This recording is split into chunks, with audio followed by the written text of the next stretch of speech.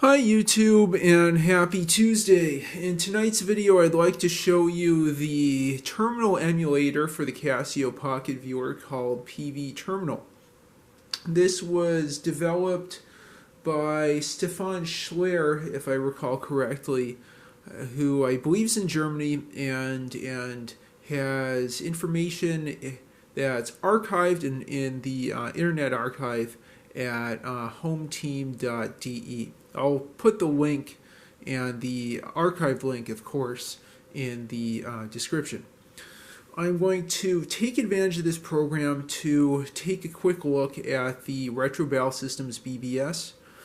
Before I do this, I'll just point out that I don't think this is necessarily the best user experience. I think Palms really win out here, but the fact you can have a utility like this on the Pocket Viewer really impresses me, and I think was the first indication I had that this device was more than just an organizer like a Sharp Wizard or Casio Boss type device. It's more than a very simple hard-coded kind of PDA. Okay, I'm just going to bring the tripod a little bit closer here into view. Let me just rearrange a couple things here really quick, and we'll be all set up to take a look at the Pocket Viewer terminal experience. All right, and I think I've gone about as close as I can get. I have tcpser running on the HP thin client that also controls the Silhouette Cameo just behind the Pocket Viewer. And I'll go ahead and load up PVTerminal, Stephen Schler, hometeam.de. It's from 2002. I think there was a more recent version. Let me close this, see if I can somehow clear the... Yeah, so that clears the buffer. It's nice that it saves the existing text, but I don't see a way that I can physically copy it. There's pretty much just three buttons here, or two buttons: keyboard button, a close button, and that's about it. I'll see if I can get a newer version. There's also an OW Basic based terminal that I might talk about in a future video. Nothing comes up with a menu bar there. Okay, so I'm going to go ahead since I'm connected. Another thing is there's a single serial speed, 9600 bips, 8N1's working fine. So I'll go ahead and type in all caps. Another thing is with graffiti you can ironically have faster character entry. Got fuzz text. Then you have just with this silkscreen soft keyboard. I'll press next to send that. Connect 9600. Now I'm just going to make sure to turn the device, get that out of view really quick while I enter in my credentials. So we'll just bear with me for a couple seconds there. Okay, so we have that hidden away. And we'll just get that entered in here.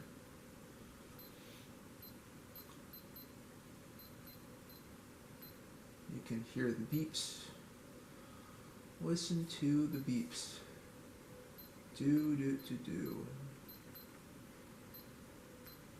Okay, and send that. And so we are in. We indeed are in. We've now logged into the Retro Battle Stations BBS at 9600 bips. It's very sadly a 24 by 16 display. Honestly, something I might do is make my own terminal emulator with the ability to copy text over to a memo file and stuff like that. Okay, so we'll set that as 24 by 16. Press next. VT100. Go ahead and pull keyboard again. Next. It's just equivalent of enter. ASCII. Yep, definitely ASCII. Okay, and so we now get the entry sequence in all 24 characters wide by 16 lines. Glory here. Welcome to the new level 29 BBS. The machine it's running on. This is what you'll see when you log in. I'll press next. Okay. Now I'll have to press next again. It's probably similar to what you'd see on a Timex Sinclair or similar. Sinclair ZX81, I guess, would be the European equivalent. Okay. And press a key. Oh, oops. Sorry. I keep forgetting to hit next.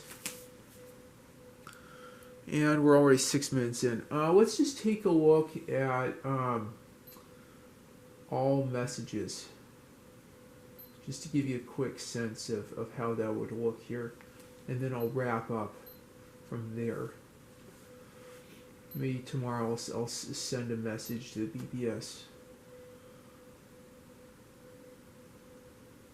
Yep, I selected A. Yeah, that's right.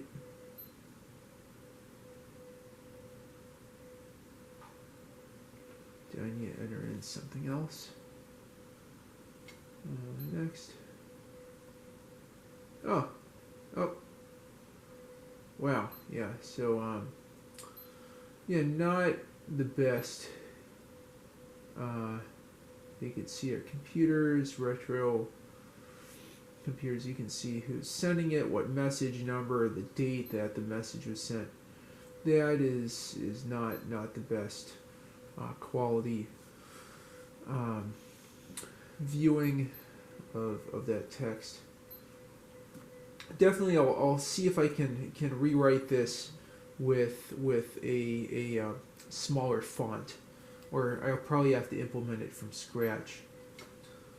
Okay, I'll go ahead and quit, and then log out. Okay, and now we'll log off. Okay. This is, 160 by 160 display. So theoretically, at least based on what I've seen in Palm OS, I should be able to fit quite a few more characters in there. I should be able to have something like a 40 by 16 display, which would be way more usable, or even 40 by 25 based on what I remember from PVTerminal.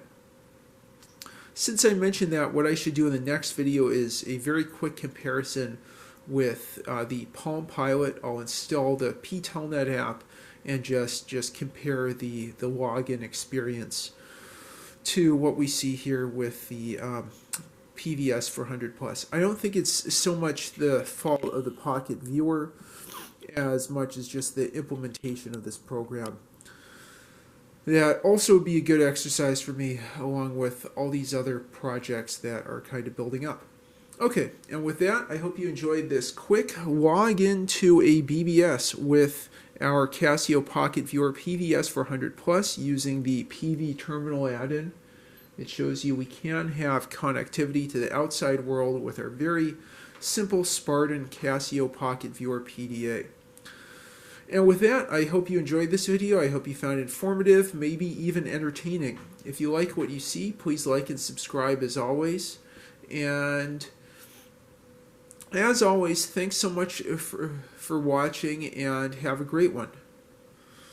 Alright, let's turn this little sucker off.